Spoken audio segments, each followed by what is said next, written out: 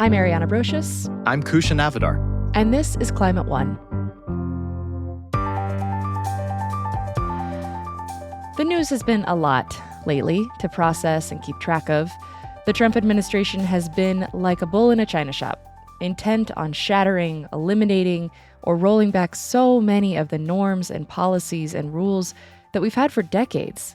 Yeah, I mean, of course, all new administrations want to change things. That's not new. But what we have right now is decidedly not normal. There is usually at least some sense of respect for legal precedent, but not this time. Yeah, and it seems like in this quest to decrease the size of the federal government, Elon Musk's team has been given carte blanche to lay off thousands of federal workers across the government. And really, Musk's team and President Trump seem intent on hollowing out the very core of government functions that protect all of us from all kinds of things, from pollution, from fraud, from disease, the list goes on. And notably, in spite of all these cuts to personnel, budgets, and regulations, one big thing we're not cutting are the emissions that are overheating the Earth. Maybe it's hard to relate to the work that some of these government officials do. You know, I think you can imagine faceless bureaucrats in drab buildings just pushing paper and trying to slow things down. But the truth is that many federal workers are dedicated professionals. They are people who take pride in providing essential services to the rest of us. And the work of many of these agencies that are experiencing cuts right now, again, is fundamental to keeping all of us safe and healthy and economically sound. Ariana, you know, my mom is an environmental engineer specializing in water, and she used to work for New York State. So not the federal government, but the work was similar. One of my first memories of going to work with her was that she gave me a stack of envelopes to lick. I mean, I was a loud kid, and I'm pretty sure she was just trying to keep me quiet. Like, I doubt she was even going to mail the envelopes, but I remember thinking, like, this is kind of boring. At the same time, though, I remember her coming home all the time and telling us stories of her days in the field, like arguing with real estate developers and designing big structures to protect New York State's water quality. And I knew that was really important. Yeah, that's the kind of work we're talking about. I mean, we need people out there in the field doing the hard work of ensuring that these regulations are followed so that our drinking water, for example, is safe. So to get into this, today our first guest is Gina McCarthy. She was the EPA administrator under President Obama. Her work there included tightening rules on mercury pollution, improving drinking water quality, and setting the first national standards requiring fossil-fueled power plants to cut emissions, all of which is now under threat. Under President Biden, she served as the first White House National Climate Advisor and head of the Climate Policy Office. She is a climate rock star. Yes, Gina McCarthy, climate rock star. I'm pretty sure that's probably her license plate, too. Gina McCarthy has a long and illustrious career in the government that's been dedicated to protecting the environment and public health. And just like my experience as a kid watching my mom and how that influenced the way that I see the work of government, I wanted to jump back to hear how Gina McCarthy's childhood experiences shaped her career path.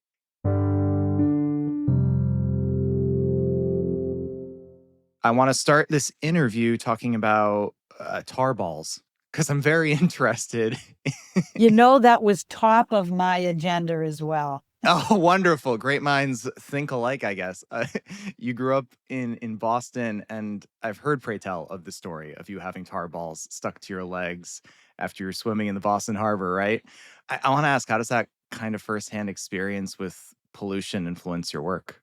Two things, I think, well, maybe three, led me to really focus on environmental work. The first one was when I was a kid, we'd be driving in our old Chevy, I think it was, going by some of the big textile factories in Lawrence and Lowell and those areas. And, you know, I'd go by and we'd be guessing at what color the river was going to be that day, Wow. which is not normal. But whatever they were producing for clothing, all of the color was lighting up the Lawrence River. And to me, startlingly beautiful. And the older I got, the more I realized that's not beauty, that's the beast, right? and you know, the same thing with the tar balls. I knew it wasn't normal, but we were kids and that's all we had. And if you look at it from that point on, I started when I was 26 after getting a master's at Tufts and a bachelor's at UMass in Boston. And my first real job where you got money associated with it wasn't when I waitressed as a kid because my mother took that money. It was when I went to local communities and did some public health work and some environmental work. I was the public health agent in those days, and it was amazing what you learned and what you saw at that point. There was so much work to be done and so few choices to choose from. And so that was my start of 40 years in government. Yeah. Actually more than that, but I hate to admit it. What do you mean about choices? There are so few choices to choose from. You know, we didn't have new technologies. We didn't have laws this was when the laws were actually coming into being, the environmental laws. We didn't have those. You knew what was wrong, but what could you do about it other than to, have them be considerate of their neighbors? That wasn't going to cut it. And so, I grew up sort of inventing rules as I went. At the local level, I did all kinds of rules because we needed them.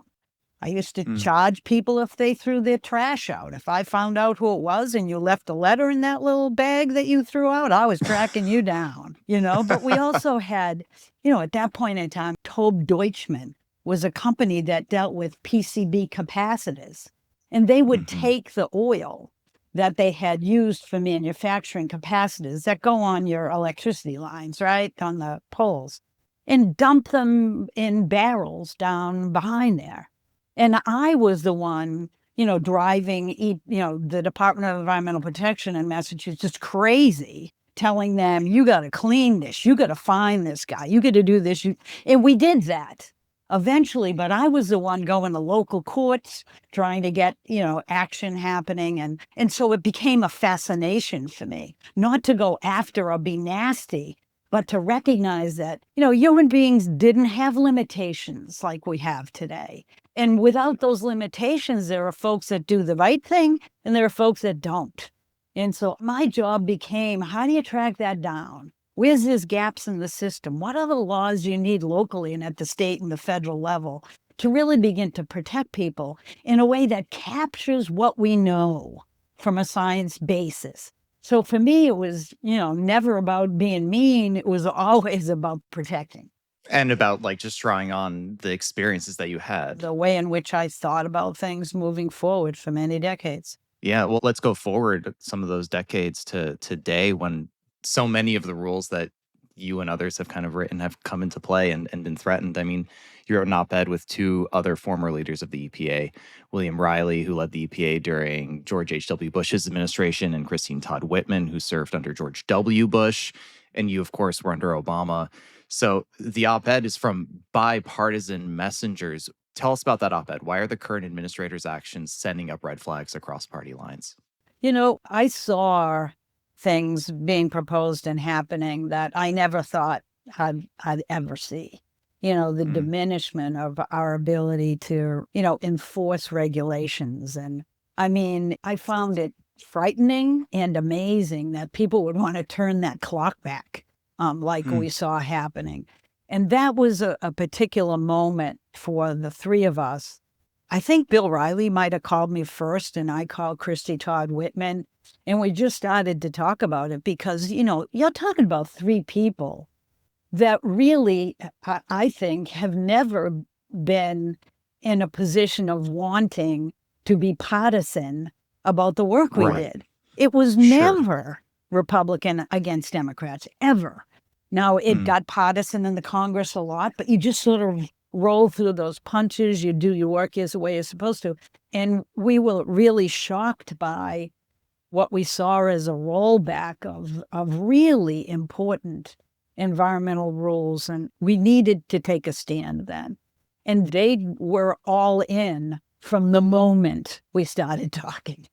And that's because we all cared about it. We all knew that we had to stand up and explain that the environment isn't a partisan issue, that we had to stay strong and move it forward. And it was sad to have to write it But it did, I think, raise a lot of eyebrows and get a lot of attention for people who should know better and people who don't I think know it's anything and interesting. want to engage. Yeah, I think it's interesting you use the word sad to have to write it. How did it feel compared to some of the other work you've had to do? Because partisan politics are always a part of working in politics. Did this time feel different to you? Oh, absolutely. Yeah, absolutely.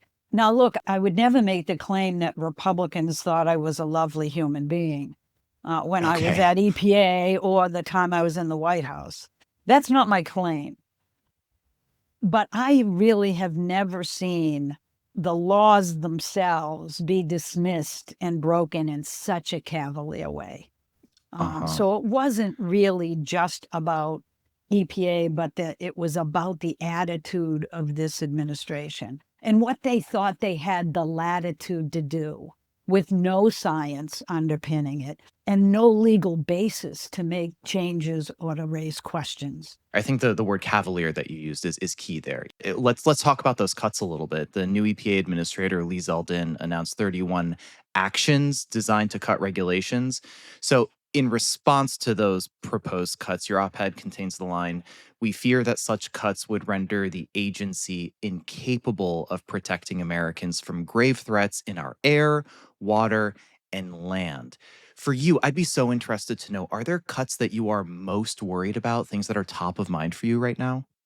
Wow, there are many of them. I think the ones that I was looking at in the particular list that Lee Zeldin, Administrator Zeldin, put in, it was 31 rules that some of which have stood the test of time since 2009, right? Uh-huh. 2012. These are long-standing, well-defined opportunities to really resolve pollution issues that are so important to human beings. Never mind costs, never mind anything. Costs are integrated into it in a way that makes it the least possible cost in all of those rules for moving forward. So I think the endangerment finding was clear. That was one of the first I looked at. And the endangerment finding was the 2009 decision by the Supreme Court that indeed climate change was threatening our health and welfare. So this is part and parcel of the president's basic agenda to say we are no longer going to agree that there is such a thing as climate. And our goal Mhm. has to be to advance our dominance over energy, AKA fossil fuels. So Okay. that was the announcement that Mhm. Administrator Zeldin made, that was EPA's new mission. It wasn't just about these 31 rules. They changed the mission from protecting of health and the environment to boom. All of a sudden, that Right. doesn't matter. And our job is to actually move fossil fuels forward, which is, you have to understand, the people at EPA, this is an anathema, not just to the way we're Mhm. supposed to work, but it is an anathema to the way we think. Well, I wanna talk about those folks at the EPA in a second. It is so striking to me how you're talking about, listen, it is the 31 cuts, but it is the ethos of the EPA as well that was very frightening and sad, right? And what I think perhaps the president doesn't know, and it could very well be the challenge for Zeldin, is that, we were talking about rules being basically relooked at. And we're talking about ones like mercury, mercury and air toxic standard, which is it. So, do you want to have kids actually ingest mercury through eating fish? Is that Mm, what you want? Is that, mm, and of course it isn't. But the thing they haven't it yet expressed in a way that makes sense to me is that EPA, it's not a Congress passing laws. It is looking at the laws that Congress passed that tell EPA they need to act. And so it's a long process and an engaged process with communities, with the affected parties, with businesses, with industries. You have to touch base with everybody. And it so usually, many people, it's yeah. science based. Then you look at Mhm. how do I minimize the cost? Because the more you can minimize the cost, the more demand you can make in terms of reducing pollution, because it makes sense. That's what our job was. And when they announced these 31 fundamental rules on how EPA does its work to protect air quality, to protect our drinking water supplies, to stop the indiscriminate cutting down of our resources and our trees for no reason whatsoever other than monetary value. In this case, I think it's just all about throwing those under the rug, pretending they didn't exist, and not implementing them right away. That's the danger that is running in my head, which means we will be unprotected from pollution that could emanate. And match that with how much they're trying to do to reduce monitoring and opportunities for seeing what kind of pollution is being emitted and actually going after that when they're exceeding those emissions levels. When you take all that into consideration, we could go back to square zero. I could go back to pretty looking rivers and a terrible Boston Harbor. And I hate going back there. Let's get more granular with it. Are there specific cuts that the public may not realize are important functions that the EPA serves? Yeah, well, one of them is to make sure that we follow science. One of the cuts they're looking at is to eliminate our Office of Research and Development, which if you look at that, that's our scientists. He has already taken out and dismissed all of the advisory boards that we've had that actually oversee the work that EPA does on regulations to evaluate if we're doing a good job, how are we doing it, and what should we do next. All those things are now gone. We have our Environmental Justice Office. Now, the only reason we don't have it now is because apparently they don't like environment or justice, right? So we have human beings there that are solely looking at communities that have been left behind, communities that have been inundated by pollution, communities that haven't been invested in for decades and decades. That's an equity issue. It's a racial issue in many cases. And they've just simply eliminated it. They don't want it. Plus, they're moving forward to try to take all the money that was allocated directly to those communities, which amounts to a lot of money. Those resources are now trying to be squeezed back into the hands of Administrator Zeldin, when legally those have already been allocated to those communities, and they're sitting right now on all that money, unable to do anything because of this administration. I want to play you a little tape of Zeldin when he ended his announcement of the 31 actions. Today, the Green New scam ends as the EPA does its part to usher in the golden age of American success. Our actions will lower the cost of living by making it more affordable to purchase a car, heat your home, and operate a business. Jobs will be created, especially in the U.S. auto industry, and our nation will become stronger for it. So our nation will become stronger for it. What goes through your mind and heart when you hear that? Well, everything that they cited was about advancing the economy, which none of us would ever be against, right? But what it's trying to do is basically give unfettered ability for businesses to pollute. There is no other way to frame that, because EPA isn't an agency whose purpose or mission is to advance the economy. Now, don't get me wrong. I'm not saying EPA shouldn't consider cost, because in most instances, we're required to consider cost and you have to push back. But no one said EPA's job was supposed to be to make sure our car manufacturers could advance their bottom lines. It was all about how do we make sure that our cars are safe for human beings and our natural environment. That's the difference. That is not our purview. We are not an energy agency. We are an agency who's solely working for the public, not for commercial interests.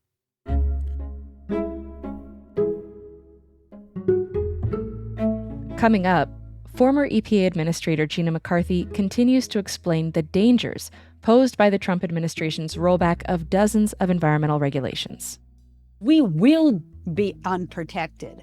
And match that with how much they're trying to do to reduce monitoring and opportunities for seeing what kind of pollution is being emitted and actually going after that when they're exceeding those emissions levels. When you take all that into consideration, we could go back to square zero. That's up next when Climate One continues.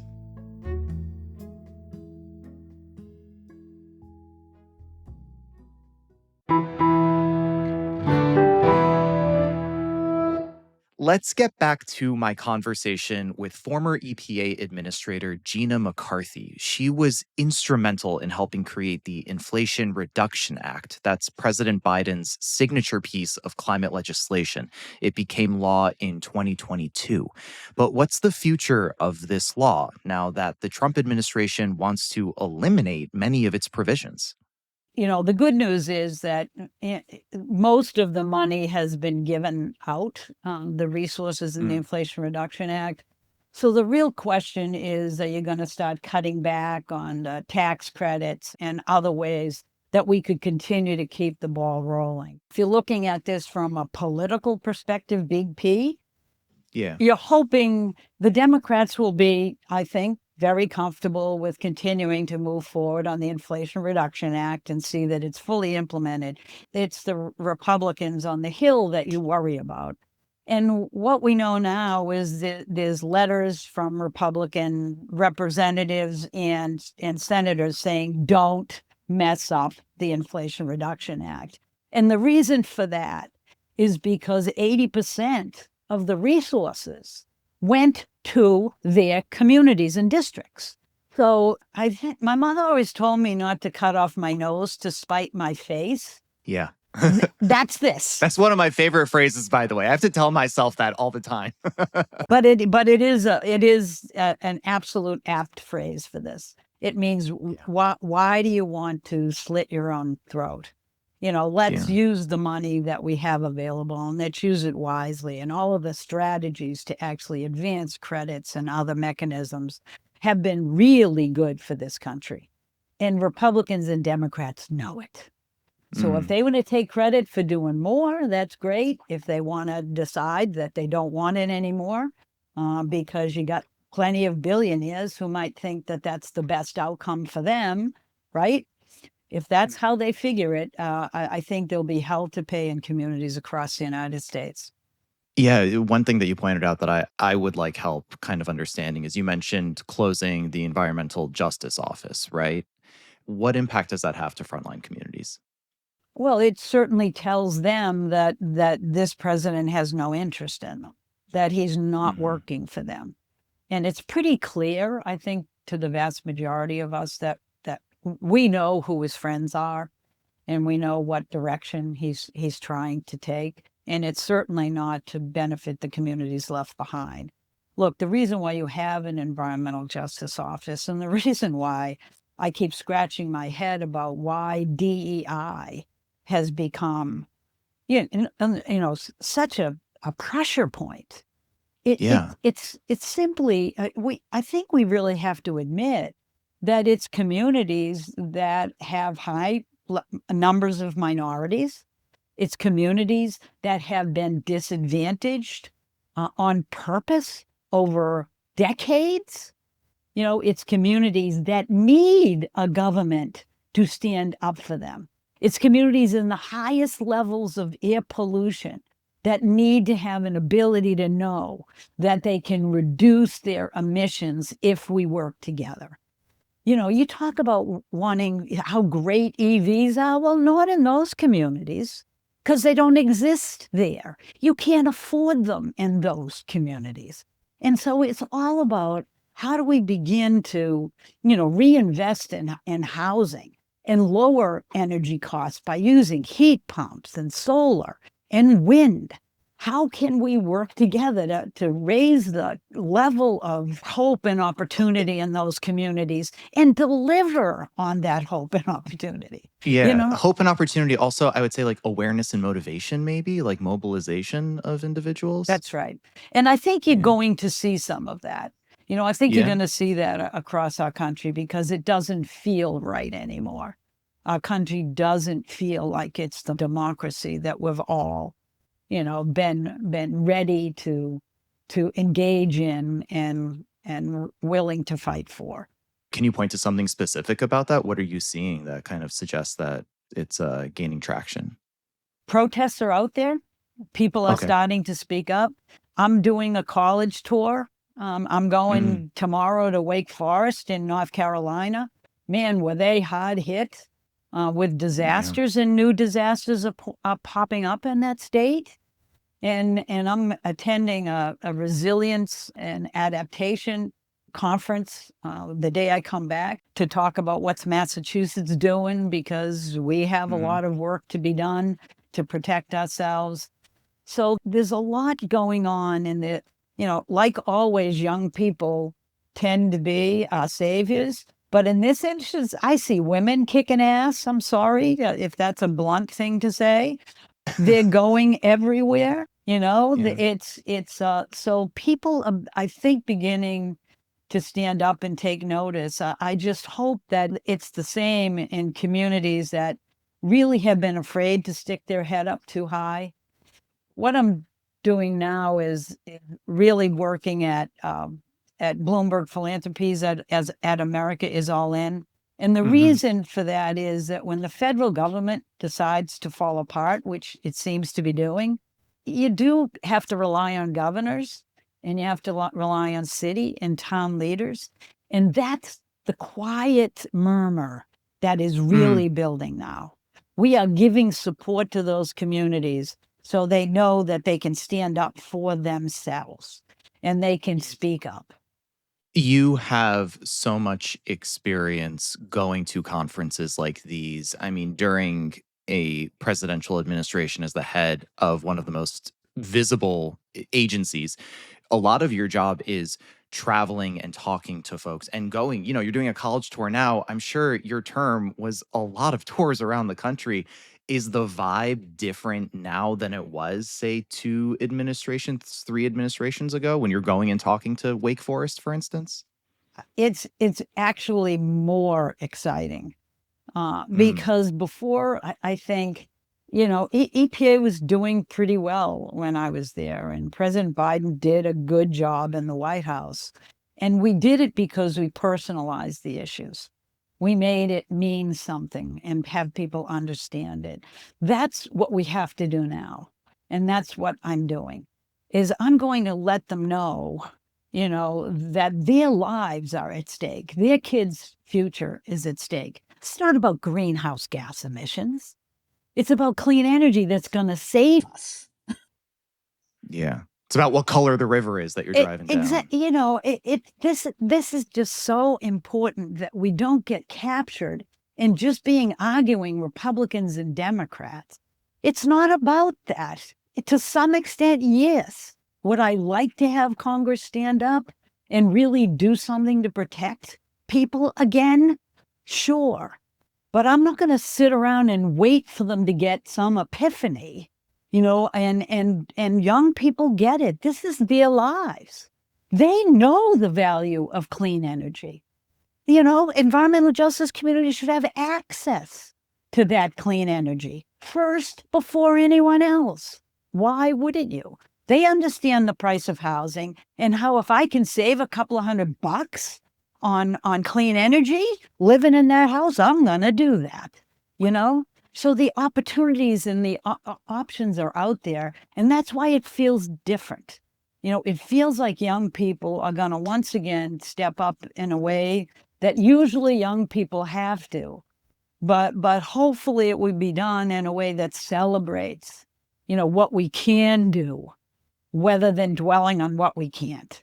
America is All In captures like 2/3 of the U.S. population and 3/4 of the GDP alone Wow. by the people Wow. we reach. So don't be surprised when you see them standing up, because we're trying to do our best to give them the support they need. And I hope people, from the conversation can take away, if nothing else, that message. We may not have the leadership we want, but we have leaders, and we're going to keep nurturing them. We really appreciate, I appreciate getting to hear from your perspective as somebody who's really rolled up their sleeves and has seen the trajectory and especially sees the places of progress and opportunity to watch out for all of these different communities across the country and the climate itself. So I expected this conversation to be thrilling. I am so lucky and happy that we got to talk together. Gina McCarthy is the former EPA administrator under Obama and the first White House National Climate Advisor. Gina, thank you so much for hanging out with us. It was great. Thank you. Appreciate it. Keep going. Among the many federal agencies experiencing staffing cuts under the Trump administration is the U.S. Forest Service. It's responsible for everything from maintaining hiking trails to fighting wildfires and making public lands less prone to burn in the first place. As the climate crisis continues to exacerbate the size and scope of wildfires, some of those workers are now warning that staffing cuts make the agency less prepared for the upcoming fire season. From Oregon Public Broadcasting, April Ehrlich reports. As a Forest Service ecologist in Oregon, Lanny Flaherty's day-to-day job involved collecting data, a lot of it related to plants. Some of Flaherty's data goes into wildfire behavior modeling. For example, understanding where brush and trees grow on a landscape gives firefighters a better understanding of how a fire might move through it. When you bring in 5,000 firefighters from all over the country, you need local specialization there to tell them where the stuff is. Flaherty was one of 2,000 probationary workers in the Forest Service who were recently fired. That number was confirmed by a spokesperson with the U.S. Department of Agriculture, which oversees the Forest Service. In interviews, almost a dozen current and former Forest Service employees say they're worried about the way these cuts will affect fire season. Flaherty says it's not just his data collection that's affected. He also helps fight fires when the Forest Service is understaffed. Every role is so dynamic. There's a huge amount of those secondary roles that aren't just directly digging line or swinging a tool that support the firefighting operations. Field rangers tasked with patrolling the vast wildlands that make up the West were also among the people fired, including Liz Crandall. She's based in Central Oregon. I'm eyes on the woods. I'm the person that's seeing every corner of the woods that others might not see. Destroying abandoned campfires before they turned dangerous was part of Crandall's job. And like Flaherty, she assisted firefighters when needed. Crandall says she has responded to a dozen major wildfires. So I'm a firefighter type 2. I went to guard school.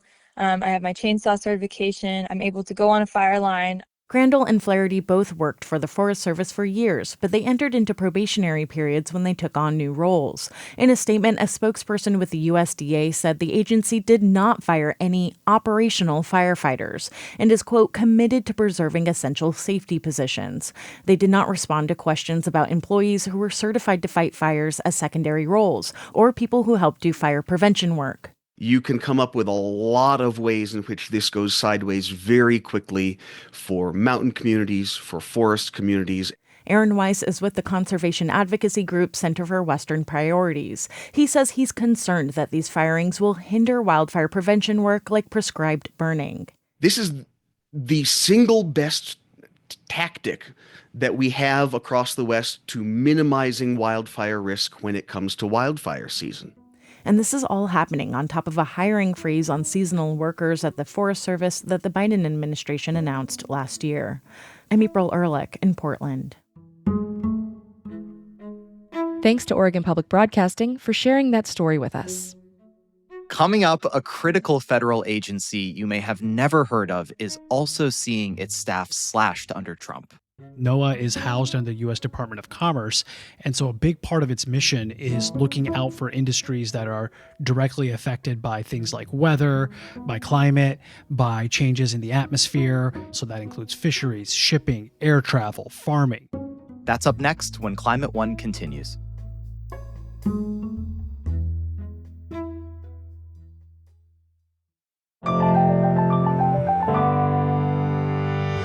You might not have heard of the National Oceanic and Atmospheric Administration, also known as NOAA.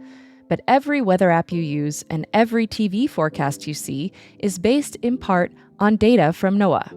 In addition to helping predict the weather and plan for risks and severe events, it's also a vital organization that helps us understand the effects of the climate crisis. And right now, the agency is in the crosshairs of the Trump administration. I talked with Vox climate and environment reporter Umair Irfan about how important NOAA's work is and what's been happening at the agency. NOAA is a research agency, but critically they're focused on applied science. They're looking at things that directly affect people's lives, and particularly that affect the U.S. economy. NOAA is housed under the U.S. Department of Commerce, and so a big part of its mission is looking out for industries that are directly affected by things like weather, by climate, by changes in the atmosphere, and our understandings of the oceans as well. So that includes fisheries, shipping, air travel, farming.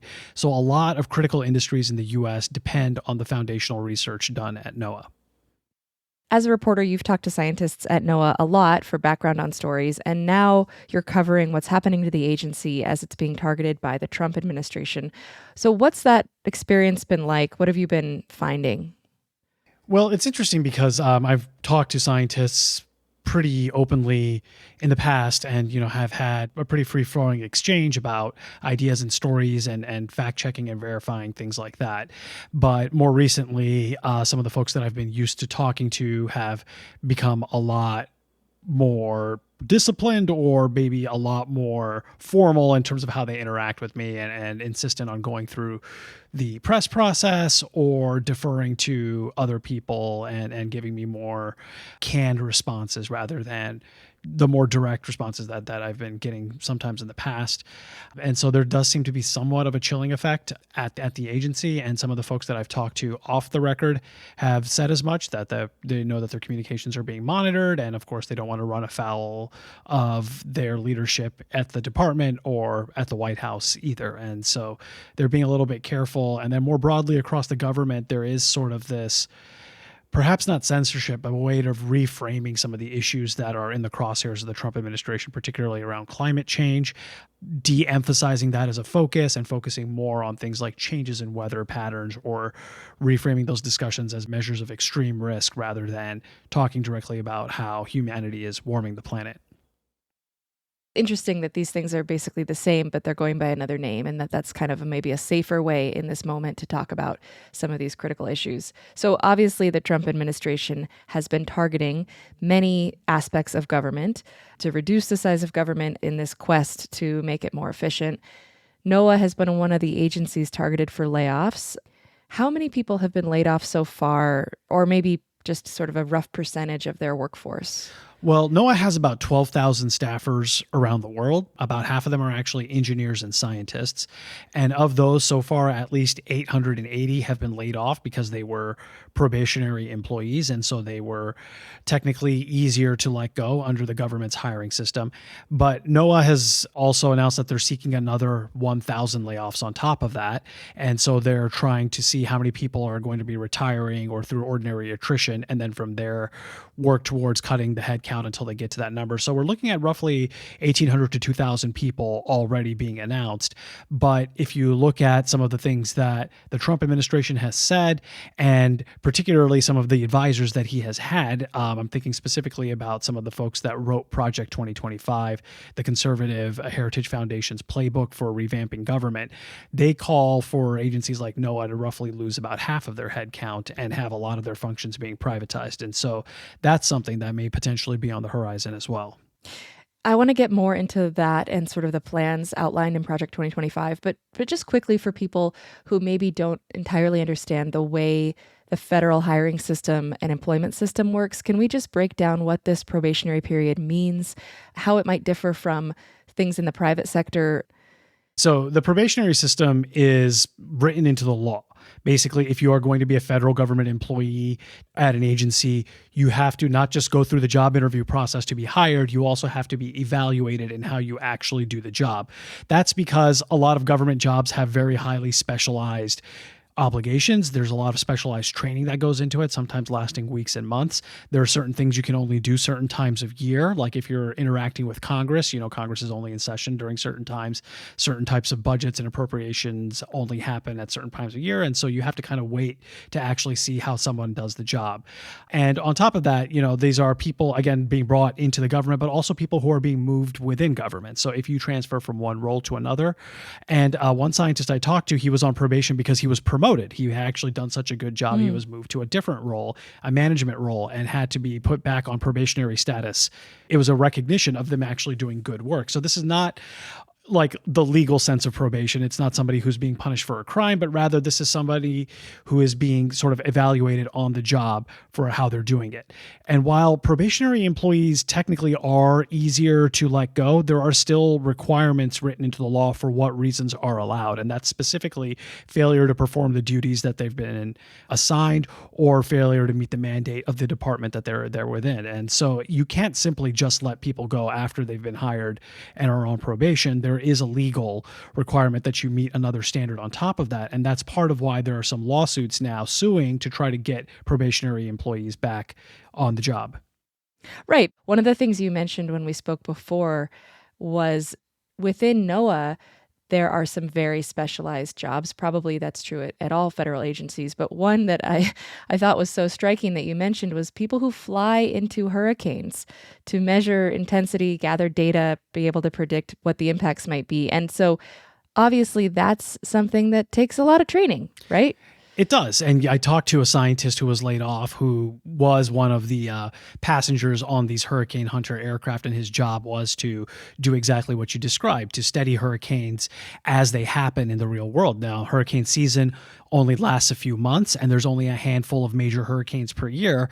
And so if you want to evaluate how well a hurricane hunter scientist actually does the job, you kind of have to wait around for a storm to happen and then actually see what they do with the data that they gather and analyze. And so that's one of the performance metrics that they're evaluated on, and that's kind of why it takes so long.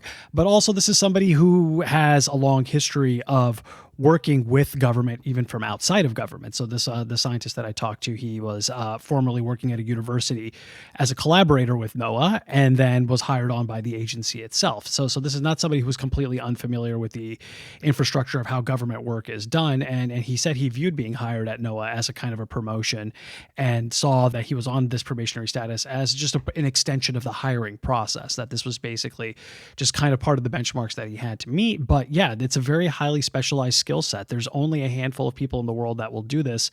Almost nobody in the private sector. These are either going to be scientists that work at universities or scientists that work at the government. Who has a plane that they're willing to fly into a hurricane? It's NOAA. They've got two of them. Yeah, I don't know. I don't think there's an amount you could pay me to do that. So a lot of the people that have been laid off were told that they, quote, no longer meet the current administration's needs. I'd like to kind of circle back to what was outlined in Project 2025 and what we've seen happen across the government in the last couple months, where there's been a lot of scrutiny on things like DEI, climate, science, sort of in general. What do you think that rationale being given is indicating about what the administration wants? Well, broadly, I think there's just this across-the-board push to cut the size of government, and that's the targeting of the probationary employees. About 1 in 10 federal employees are on probation at any given time, and so that's basically a 10% cut across the board. But there is sort of an ideological push specifically against NOAA, because it is also one of the agencies that does a lot of the government's work on climate change, that its job is to provide the factual basis for government policies relating to greenhouse gases, how we reduce them, how we adapt to the consequences and thereof. And for folks who are disinclined to believe in climate change or think that it's not something to worry about, they view this as alarmism. And the conservative think tank apparatus, like groups like the Heritage Foundation, have called this agency a font for climate alarmism, and that references to climate change should be eradicated, and that these functions should be dismantled and what's left should be privatized. So there's this sort of broader ideological push specifically at some of the functions that NOAA does with respect to climate change that are specifically being targeted here. What effect do you think these cuts will have on the agency's ability to do that work? Like a lot of government institutions, you can fire a lot of people and the bus will keep rolling. It will take some time for the wheels to come off. And so there is a little bit of momentum kind of baked in with some of the systems. But with NOAA, we are already seeing some of the effects of this. For instance, every day, the United States across the country, we launch weather balloons in order to inform our weather models. So we have these sophisticated computer simulations of how the atmosphere and the earth interact. But in order to actually get something useful out of them, we have to feed in the actual temperature, weather, and moisture conditions. And the best way we do that is by launching weather balloons every single day across multiple sites across the country. These balloon launch sites are staffed across the country by maybe 1 or 2 people. And if you lose that one person, then that office closes down. And we've already seen some of these balloon launches stop. And what that means is that the weather models that they inform are not going to be as good. The resolution of the forecast will be decreased. The skill, the time at which you can look ahead and try to anticipate a thing like a major storm or any flooding event or things like that, those are going to degrade. And we're already seeing the front end, the inputs being degraded. And I think over time, we're going to see the outputs, the forecasts we get out of these models starting to degrade as well. And that's really concerning. And I just want to pause and recognize that, because there are so many different people and companies and entities, as you said at the beginning, who rely on this data that comes out of NOAA. It's not a standalone agency. It is actually housed within the Department of Commerce. Yeah, the roots of NOAA, it goes back to basically trying to provide the information necessary to build the U.S. economy. And as the U.S. economy has evolved, NOAA has evolved as well. Like, it's also now providing things like seafloor mapping for things like offshore oil and gas drilling. They regulate the fisheries. And then, of course, weather forecasting, particularly extreme weather. Extreme weather is still dangerous and deadly. And to whatever extent that we can anticipate them, that ends up, helping save lives, but also is good for the economy. But increasingly, it does seem like an odd fit that the Department of Commerce, which also handles things like tariffs and trade, is the parent agency for NOAA. NOAA has a multi-billion-dollar budget, and it's about 60% of the entire Commerce Department's budget. Think of that as like a financial agency. It's currently led by Howard Lutnick, who led a financial services firm. It's really, if you look at its function, it's mainly a science agency, and a lot of people think that that's misplaced.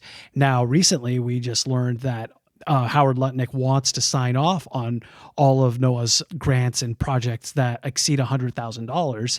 And so that's adding another layer of approvals that is causing more bureaucratic delays for NOAA's functions. And so some of the stuff that has already been approved and has been funded, they're having a hard time delivering on, because there's this other layer of bureaucracy that they have to go through, and they have to go through a finance person, not a scientist, to evaluate whether or not this is worthwhile.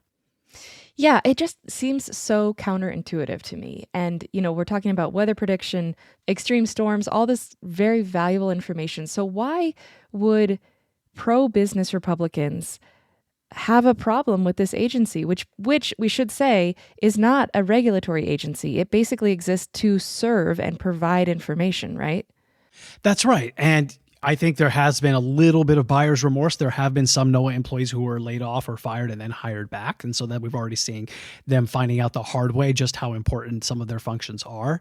But again, going back to ideology, a lot of the functions that they're hoping that NOAA does could be privatized. So there's now been a growth in the private sector in terms of weather forecasting. There are a number of companies that provide weather forecasting services for hire.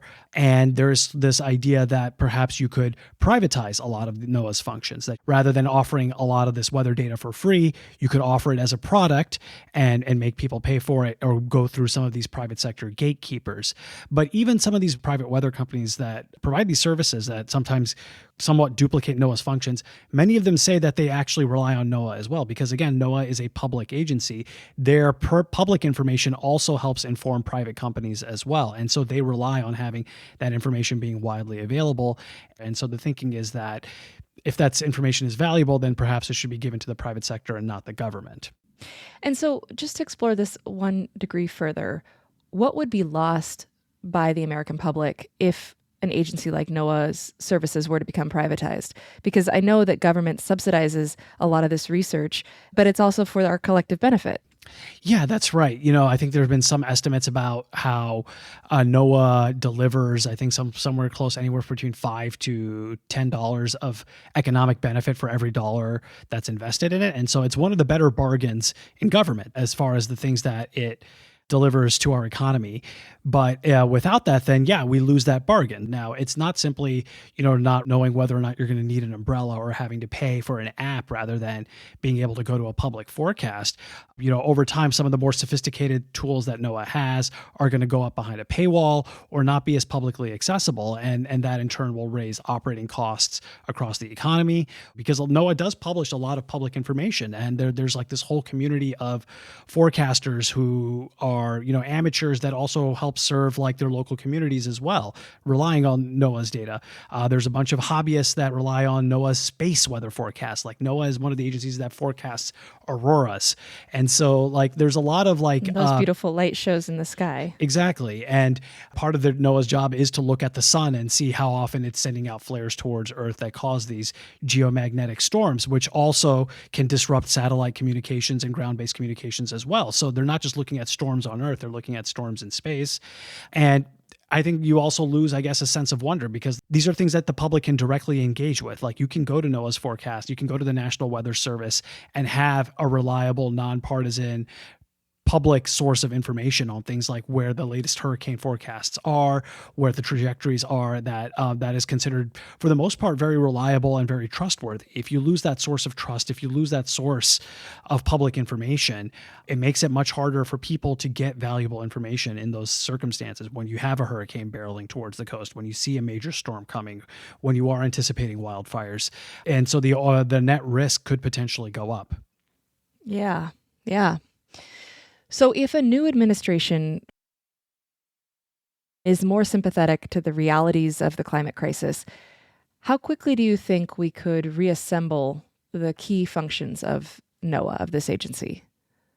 Many of them could be reassembled fairly quickly. The expertise doesn't necessarily go away. The scientists are still there, and many of them do want to work at NOAA and would be eager to come back to have their jobs and can pick up where they left off.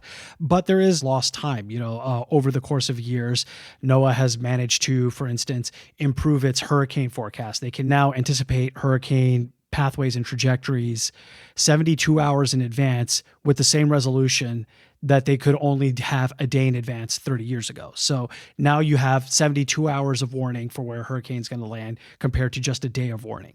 That's a lot more time for people to get out of the way. That saves lives. And every hurricane that they go out into and explore and send this aircraft into, they get better data, and they use that to develop the next generation of models. So year after year, season after season, these tools keep getting better. And as we stall that progress, we lose some of that forward momentum. At the same time, seeing all this turmoil can discourage new people from entering the agency. There's a lot of weather nerds out there that dream of working at NOAA, and when they realize that their skills and their passions are not being valued, they may not be as inclined to go work for the government and in public service. And so there is a pipeline problem there as well. And this is kind of true across the government, that a lot of federal agencies are going to see retirements over the course of the year, and you need a fresh crop of people constantly coming in to keep the ball rolling. And without that, those other institutional functions will stall as well. And the harm from that can be harder to repair. Like there are, again, a handful of people who do this research in the whole world. And if you have like the one person who knows how to operate the radar and knows all the quirks of the software and knows how to integrate it and actually plug everything together, and they quit and they're not replaced, then a lot of people are going to be left scrambling, and overall quality of the work that they do will degrade. You've talked with different employees at NOAA who have been let go or are in this kind of unknown period. And I just am curious what you've been hearing from them, because it sounds like there's a lot of kind of sense of respect for working at this agency, sense of kind of duty and pride. And so I'm wondering how they've been handling these changes. I think a lot of people do end up taking it kind of personally. People work in government in these kinds of agencies out of a sense of duty. Like I've talked to a lot of folks who were former military, who served in other capacities across government, and who probably could get a much more lucrative job in the private sector, but still insist on working for NOAA because they have a personal history with extreme weather, because they've seen their communities ravaged by major storms and have dedicated their lives to try to prevent them. And so this is stuff where people like actually have sort of a personal commitment to, and losing that and seeing that, being denigrated publicly really does kind of hurt. But at the same time, that passion doesn't go away. And that does mean that if they do get the opportunity to come back and to resume their work, many of them are eager to do so. Yeah. Well, okay, we'll have to keep an eye on what's happening. There's a lot in flux right now.